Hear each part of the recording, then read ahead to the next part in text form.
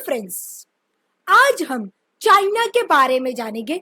China में criticise करना allowed है कि नहीं, या फिर फ्रीडम ऑफ स्पीच है कि नहीं, हम वो सब जानेंगे। और आखिर हम चाइना की पॉलिटिक्स के बारे में जानेंगे। क्या चाइना में डेमोक्रेटिक है, या फिर कम्युनिस्ट है, या फिर सोशलिज्म है, या फिर पूरा का पूरा वो कैपिटलिज्म है। हम उसके बारे में हम जानेंगे आज। उम्मीद है कि आपको ये वीडियो बहुत अच्छी लगेगी, और शेयर एंड सब्सक्राइब। चाइना की पॉलिसी माओ के पीरियड के अंदर, 53 के पीरियड के अंदर एक बिल्कुल अलग ही पॉलिसी थी इकोनॉमिक की। उसके बाद ग्रेटली फॉरवर्ड हुआ, एक नई पॉलिसी आई, टोटली डिफरेंट पॉलिसी थी 53 की पॉलिसी से। उसके बाद कल्चरल रेवोल्यूशन आया, और उसके बाद टोटली एक नई पॉलिसी आई। उसके बाद डेंग शॉपिंग आया, उसने एक और नई पॉलिसी लाया वो। उसके बाद शी जिनपिंग, उसने एक और नई पॉलिसी बनाई। यानी कि China has gone through in the last 70 years 5 different policy. अब ये जो डिफरेंट पॉलिसी है, और ये रेडिकली एक दूसरे से अलग अलग थी। मतलब माओ ने तो ये तक कह दिया था कि अगर एग्रीकल्चरल कॉमन को डिस्टर्ब किया, या फिर एग्रीकल्चर वालों को डिस्टर्ब किया और एक कैपिटल वाली हरकत की, तो मैं पहाड़ों में जाके वापस से गोरिल्ला वॉर शुरू कर दूंगा अपनी पार्टी के खिलाफ। तो वो टोटली अगेंस्ट था। डेंग शियापिंग ने बिल्कुल उसके उलट पॉलिसी की। उसने कहा नहीं, हम कैपिटल को लाएंगे और इंट्रोडक्स करवाएंगे चाइना में। और शी जिनपिंग ने चाइना को तो एक नए डायरेक्शन में लेके जा रहा है, जहां वो स्टेट को पावर में ला रहा है, और जैकमा और दूसरे प्राइवेट कैपिटल्स को थोड़ा सा वो रेगुलेट कर रहा है, या फिर वो दबा रहा है उन्हें। और ये न्यू पॉलिसी है चाइना में। So how can we imagine कि इतनी सारी न्यू पार्टी पॉलिसी इमर्ज करती है, और they emerge without any discussion and debate in party. 19 million people, बहुत डिस्कशन होता है पॉलिसी को लेके, और पार्टी के अंदर भी बहुत बहस होती है पॉलिसी को लेके। और ये इल्यूजन इस वजह से पैदा होता है कि वहां बहस नहीं है, क्योंकि बहस जब खत्म हो जाती है तब जाके वो अपनी कांग्रेस वगैरह को फैसला लेते हैं। और इंटरनेशनल प्रेस और जो लोग कवर करते हैं ना, वो सिर्फ यही देखते हैं कि कम्युनिस्ट पार्टी चाइना की कांग्रेस हुई है अभी, और सारे लोगों ने हाँ बोल दिया है। ये कैसे हो सकता है? 19 मिलियन पीपल की पार्टी, और सब कहते हैं ठीक है, और ये पॉलिसी बहुत अच्छी है। वो लोग ये नहीं देख पाते कि जो कांग्रेस वो करते हैं ना, उससे पहले वो लोग 2-3 साल पहले ही बहुत सारी बहस करते हैं, डिस्कशन करते हैं, और अप्स एंड डाउन्स करके उन लोग देखते हैं, और एक दूसरे को वो लोग कन्विंस करते हैं और समझाते हैं, डिस्कशन होता है, और वगैरह वगैरह। और वो अपनी पॉलिसी को तब जाके वो लोग कांग्रेस करते हैं। शी जिनपिंग माओ की पॉलिसी को क्रिटिसाइज भी करता है। वहां दो फैक्शन है, एक कहते हैं कल्चरल रेवोल्यूशन ठीक है, और दूसरे लोग कहते हैं आपने तो तबाह और बर्बाद कर दिया, और इकोनॉमिक को डिजास्टर कर दी, पूरी इकोनॉमिक को। और खुल के ये क्रिटिसाइज करते हैं वहां।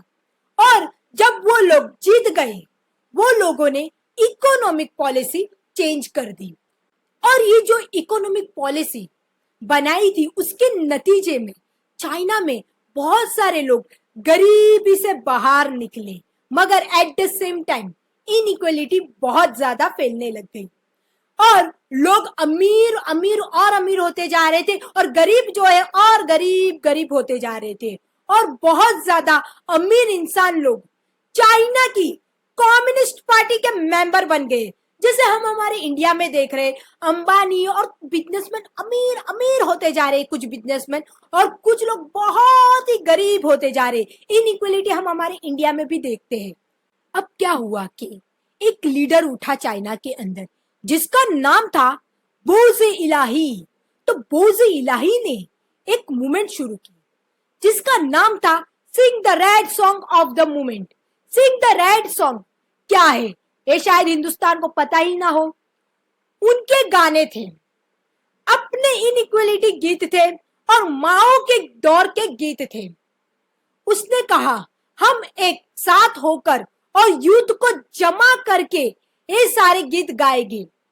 जब उन्होंने ये सब गीत गाने शुरू कर दिए तो यंग लोगों ने ये कहा अब हम लोगों ने बहुत पैसे कमा लिए हैं और बना लिए हैं, मगर अब हमको इक्वलिटी चाहिए, हमें हार्मनी सोसाइटी चाहिए, हमें प्रॉस्पेरिटी फॉर ऑल चाहिए। अब बोझे इलाही ने पार्टी के अंदर एक तरफ से लेफ्ट विंग को पार्टी के अंदर उसने वो ऊपर आना शुरू कर दिया और वो इतना पॉपुलर हो गया था कि एक पॉइंट पे ऐसा लगा कि वो जनरल सेक्रेटरी बन जाएगा पार्टी का। फिर दूसरे फैक्शन ने उसे तेजी से गिरा दिया, उसको हरा दिया, मगर दूसरे फैक्शन ने उसको हरा भी डाला, मगर उसकी एट द सेम टाइम उसकी सारी पॉलिसी जो थी वो एडॉप्ट कर लिया और न्यू स्लोगन बनाया है ना चाइनीज कम्युनिस्ट पार्टी ने, उसे कहते हैं प्रॉस्पेरिटी फॉर ऑल। और अभी सारी जो बहस है ना इसी पर हो रही है कि शी जिनपिंग का ये न्यू स्लोगन है प्रॉस्पेरिटी फॉर ऑल।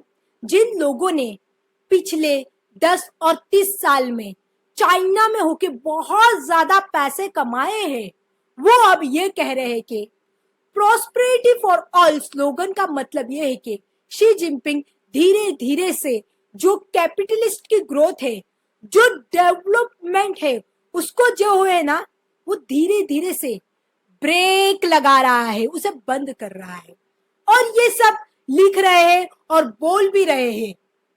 चाइना में बहुत सोच के होता है क्योंकि चाइना बहुत बड़ा है।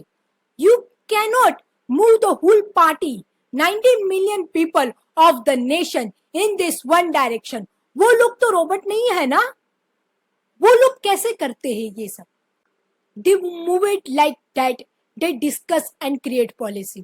फिर उस पर वो लोग नीचे से ऊपर तक वो लोग डिस्कशन करते हैं, बहस करते हैं, फिर जाके वो लोग कांग्रेस में बैठते हैं। उससे ये मिसकॉन्सेप्शन या गलत फहमी पैदा होती है कि चाइना में बहस नहीं होती, मगर बहुत बहस होती है, बहुत डिस्कशन होता है। और चाइना के अपने एक एकेडमिक जर्नलिज्म के अंदर वो यह कहते हैं कि बहुत कट्टर किस्म के माओ या मार्क्सिस्ट है जो दिन रात कहते रहते हैं कि ये सारी पॉलिसी डेंग शॉपिंग की गलत है, इसको हटाओ, कैपिटलिज्म को हटाओ और ये होनी ही नहीं चाहिए ऐसी पॉलिसी।